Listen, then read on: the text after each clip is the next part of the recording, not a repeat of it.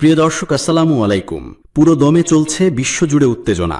প্রতিপক্ষকে 1 ইঞ্চিও ছাড় না দেওয়ার হুঁশিয়ারি দিচ্ছে পরাশক্তিরা।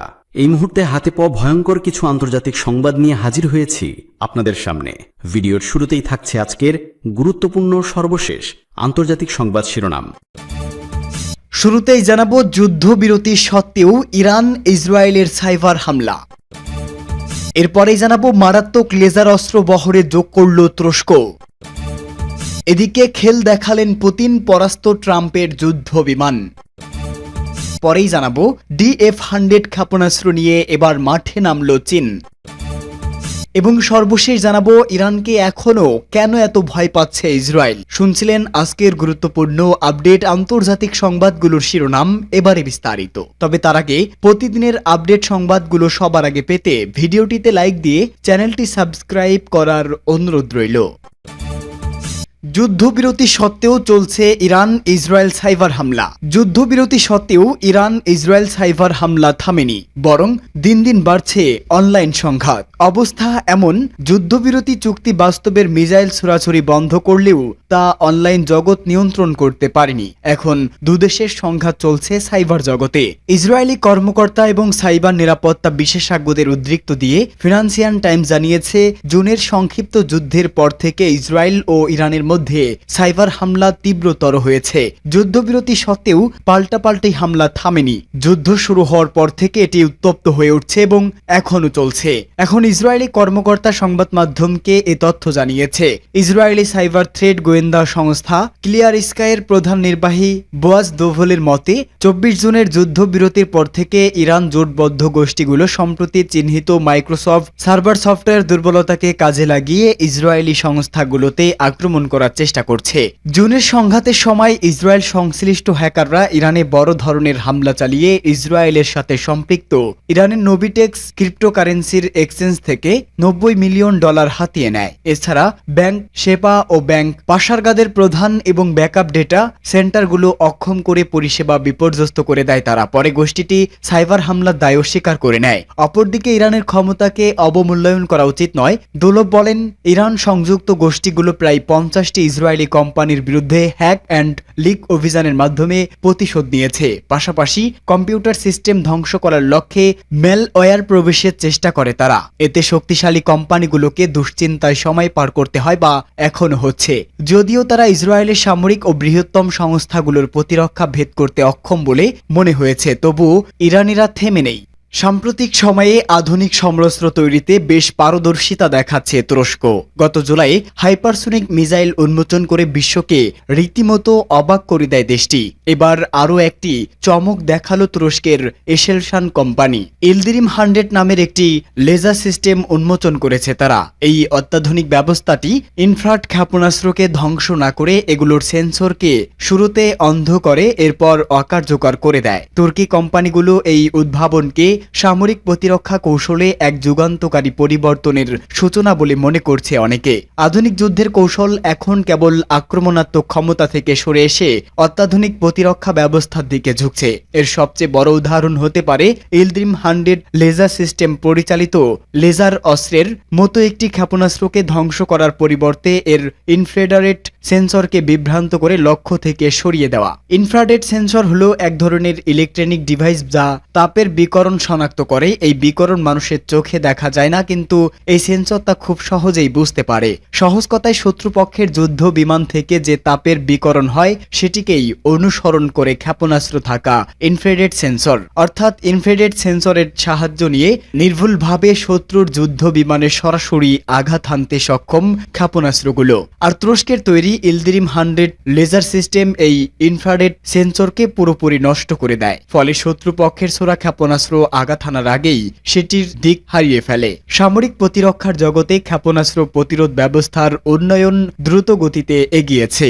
এখনকার ক্ষেপণাস্ত্রগুলো আর শুধু লক্ষ্যবস্তুতে আঘাত করার জন্যই ব্যাহত সাধারণ ক্ষেপণাস্ত্র নয়, এগুলোতে এমন আধুনিক ব্যবস্থা রয়েছে যা লক্ষ্যবস্তুকে শনাক্ত করতে, স্থির হতে এবং অনুসরণ করতে সক্ষম। এর মোকাবেলায় সমান অত্যাধুনিক প্রতিরোধ ব্যবস্থা প্রয়োজন। ইলদিরিম 100 লেজার সিস্টেম ক্ষেপণাস্ত্রের সেন্সরকে বিভ্রান্ত ও অকার্যকর করে দেয়। এটি আর্জেন্টিনা ও ব্রিটেনের মধ্যকার ফকল্যান্ডস যুদ্ধের কৌশল মনে করিয়ে দেয়, যেখানে শত্রু পাইলটদের বিভ্রান্ত করতে লেজার ব্যবহার করা হতো। তবে ইলড্রিম 100 লেজার সিস্টেম আরও আধুনিক, এটি একই সাথে একাধিক হুমকির মোকাবেলা করতে পারে। ইলড্রিম 100 লেজার সিস্টেম তার উদ্ভাবনী পদ্ধতির পাশাপাশি তার বহুমুখী ব্যবহারের জন্য উল্লেখযোগ্য। এটি ফিক্সড উইং বিমান এবং হেলিকপ্টারে লাগানো হয়। ট্রাম্পের সঙ্গে বৈঠক করতে খালি হাতে আলাস্কায় গিয়েছিলেন পুতিন।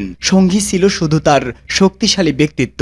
বিপরীতে নিজের সামরিক শক্তি নিয়ে হাজির হয়েছিলেন ট্রাম্প। পুতিনের মাথার উপর দিয়ে উড়িয়েছেন অত্যাধুনিক B-2 বোমারু বিমান। ট্রাম্প পুতিনকে লাল গালিচায় অভ্যর্থনা দিয়েছেন। তার দুপাশেও দাঁড়িয়েছিল যুদ্ধ বিমান। আর এই দুই নেতার বৈঠকটাই অনুষ্ঠিত হয়েছে আমেরিকার এক সামরিক ঘাঁটিতে। কিন্তু পুতিনকে বিন্দুমাত্র কাবু করতে পারেনি ট্রাম্পের সামরিক শক্তি। পরের মাঠে খালি হাতে ট্রাম্পকে পরাস্ত করেছেন পুতিন। গত শুক্রবার সকালে নিজেদের বিশেষ বিমানে করে আলাস্কায় মার্কিন সামরিক ঘাঁটি এলমার্ট রিচার্ডসনে পৌঁছান ট্রাম্প ও পুতিন। প্রথমে বিমান থেকে নেমে পুতিনের জন্য অপেক্ষা করেন ট্রাম্প। পরে পুতিন বিমান থেকে নেমে এসে ট্রাম্পের সঙ্গে করমর্দন সারেন। কুশল বিনিময়ের পর দুই নেতা পাশাপাশি হাঁটতে শুরু করেন। এমন সময় হঠাৎ করেই আকাশে গর্জন তুলে উড়ে আসে যুক্তরাষ্ট্রের B-2 স্টেলথ বোমারু বিমান। আর তাকে সঙ্গ দেয় 4টি F-20 যুদ্ধ বিমান। পুতিনের চোখ চলে যায় আকাশের দিকে। হাঁটার গতি কিছুটা কমিয়ে ঘাড় ঘুরিয়ে দেখে নেন যুদ্ধ বিমানের মহড়া। পাশে থাকা ট্রাম্প হাততালি দিয়ে পুতিনকে নিচু সরে কিছু একটা বলেন। পুতিনের মুখভঙ্গি দেখে ধারণা করা যায় পুতিনকে হয়তো B-2 যুদ্ধ বিমানের সক্ষমতা জানাচ্ছিলেন ট্রাম্প। এমন সময় পুতিনের পিঠে হাত রাখেন ট্রাম্প। আবারও পাশাপাশি হাঁটতে শুরু করেন এই দুই নেতা। এই B-2 যুদ্ধ বিমান যুক্তরাষ্ট্রের সবচেয়ে ব্যয়বহুল সামরিক সরঞ্জাম। প্রতিটি B-2 বিমানের দাম বাংলাদেশি টাকায় প্রায় 26,000 কোটি টাকা। বিমানটির রেঞ্জ 11,112 কিলোমিটার, অর্থাৎ যুক্তরাষ্ট্র থেকে উড়ে গিয়ে পৃথিবীর যে কোনো প্রান্তে হামলা করতে সক্ষম এই বিমান। এটি পরমাণু ও প্রচলিত উভয় ধরনের বোমা বহন করতে সক্ষম। মূলত আকাশে বড় ধরনের যুদ্ধের জন্য উপযোগী করে এটিকে প্রস্তুত করা হয়েছে। এই B-2 বোমারু বিমান দিয়েই গত জুন মাসে ইরানে হামলা চালিয়েছিল যুক্তরাষ্ট্র। সামরিক শক্তি প্রদর্শন করেও খুব একটা সুবিধা করতে পারেনি ট্রাম্প। ইউক্রেনের যুদ্ধবিরতির জন্য পুতিনকে রাজি করতে পারেনি তিনি। ফলে আলাস্কার মাটিতে পুতিনের কাছে পরাজিত হয়েছে ট্রাম্প। গুয়ামের আকাশে ভাসছে এক অদৃশ্য চাপাসর। প্রশান্ত মহাসাগরের গভীরে ঢেউয়ের শব্দে যেন গোপন বার্তা লুকিয়ে থাকে সেখানেই। ঘনীভূত হচ্ছে এক নতুন প্রতিযোগিতা। মার্কিন সামরিক বাহিনী তাদের গোপনীয় মহাকাশযান নিয়ে তোড়জোড় করছে, যেটি এতদিন জনসম্মুখে খুব কমই এসেছে। এবার পরীক্ষা করছে এক নতুন প্রযুক্তি নিয়ে, কোয়ান্টাম নেভিগেশন। এটি শুধু নতুন কোনো নেভিগেশন ব্যবস্থা নয়। এই প্রযুক্তি এমনভাবে কাজ করে যে জিপিএস সিগন্যাল অকার্যকর হলেও মহাকাশযান তার অবস্থান অত্যন্ত নির্ভুলভাবে জানতে পারে। স্যাটেলাইট জ্যামের মতো প্রচলিত প্রতিরোধ ব্যবস্থা এর কাছে কার্যত নিষ্ক্রিয়। ফলাফল একেবারে নতুন ধরনের কৌশলগত স্বাধীনতা, যেখানে শত্রুপক্ষের ইলেকট্রনিক যুদ্ধ কৌশলও বাধা হয়ে দাঁড়ায়। এদিকে একই সময় আরেক প্রান্তে ভিন্ন নাটক। আলাস্কার শীতল প্রান্তরে প্রস্তুতি চলছে যুক্তরাষ্ট্রের প্রেসিডেন্ট ডোনাল্ড ট্রাম্প ও রাশিয়ার প্রেসিডেন্ট ভ্লাদিমির পুতিনের মুখোমুখি বৈঠকের। ভূরাজনীতি বোর্ডের নতুন চাল দেওয়ার আগেই সবাই হিসাব করছে এই সাক্ষাতে কি আসতে পারে, চুক্তি সংঘাত নাকি অপ্রত্যাশিত কোনো মোড়। সবকিছুর মাঝেই এই প্রশান্ত মহাসাগরের নিরাপত্তা সমীকরণে আলোচনার কেন্দ্রবিন্দু এখন চীনের DF-100 ক্ষেপণাস্ত্র। চীন বলছে এটি তাদের ক্ষেপণাস্ত্র ভান্ডারের একটি গেম চেঞ্জার। যদিও বিশেষজ্ঞরা বলছেন এই ক্ষেপণাস্ত্র নতুন কোনো ভৌগোলিক পরিসীমায় আটকে নেই, বরং এটিকে DF-21 ও DF-26 ব্যালিস্টিক মিসাইলের সঙ্গে একযোগে নিক্ষেপ করার সময়ের সাথে মিলিয়ে যাওয়া হামলা চালানো সম্ভব। এতে প্রতিরক্ষা ব্যবস্থা একসঙ্গে একাধিক ভিন্ন গতিপথের হুমকির মুখে পড়বে।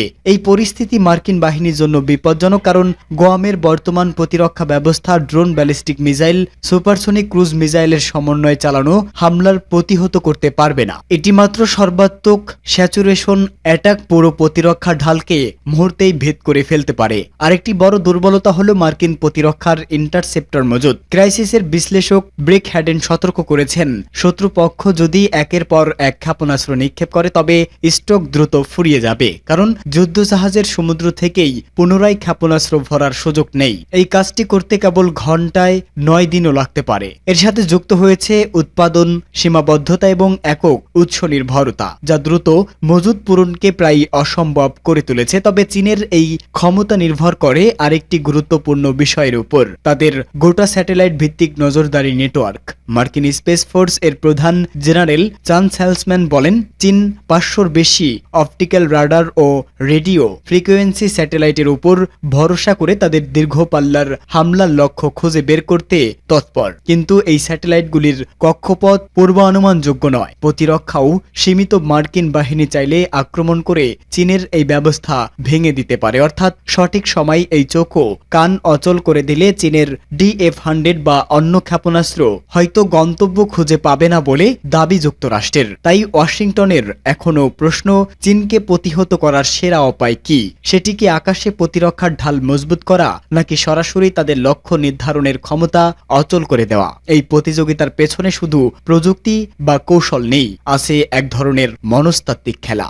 তেল আবিবে আবারও এক অদ্ভুত অস্থিরতা। বাতাসে যেন যুদ্ধের গন্ধ, কিন্তু যুদ্ধক্ষেত্র এখনো জ্বলে ওঠেনি। তবে সপ্ত লাভার তাপ হয়তো পাচ্ছে ইসরায়েল। তাই তো ইসরায়েলের প্রতিরক্ষা মন্ত্রণালয় দিনরাত ব্যস্ত ভাব দেখে মনে হচ্ছে যে কোনো সময় আক্রমণ শুরু হতে পারে। ওয়াল্লা নিউজ জানিয়েছে, ইসরায়েলি প্রতিরক্ষা বাহিনী দেশজুড়ে আকাশ প্রতিরক্ষা ব্যবস্থাকে আরো শক্তিশালী করতে তড়িঘড়ি পদক্ষেপ নিচ্ছে।